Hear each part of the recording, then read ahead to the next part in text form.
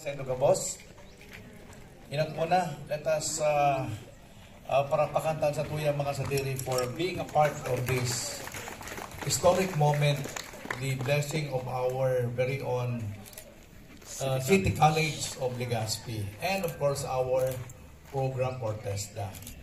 I will no longer mention, medyo nagidali si Director, si Kuyang.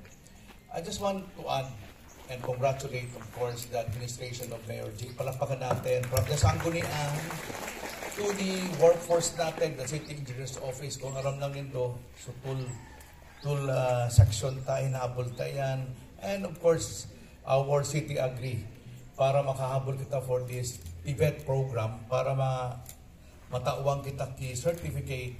If you will see at the back, yan po ang gagamiton ta for our Tibet program. Para pakata po si Missy Lanas. So just to add what Darlito mentioned, why we came about with this Legazpi College. This was a dream. Many mayors, and maybe the opportunities really, about giving this into a reality. So hindi pong daga nini, binakalta for the expansion of Arimbay. But really, we are divinely guided. Arimbay as his own identity, and wala sila kipi-upload ng high school, then we have to make use of this property. Baratuhon lang bakal takan eh, would you believe 150 pesos lang per square meter. No? Sayang nga, dito pa na bakal ka boss.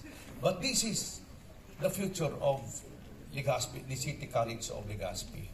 And ini pong sa tuyang Northern Campus, kaya napuntang Northern Campus because our vision, the mayor, the Sanggunian, is to expand this.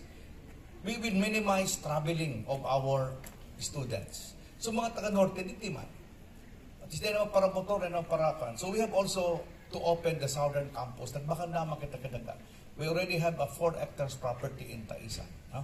And that I would like to thank the Sanggunian, of course the mayor for initiating this. That campus will also be opening up another campus for the City College and our TESDA program. I believe that TESDA is so crucial right now. Mga crash courses lang ito, but this is tailor-fitted to the demands of time, abroad or even inside our country. Kaya I'm so happy that my wife, si Mayor G, my long dream na Makitwakitaki College, which is the meaning piece for me. We have now, from 2 high school, we have now almost 16 national high school in Legazpi. Kasabay na dyan, our baby, the Legazpi City Science High School, which is considered one of the best in Bicol region.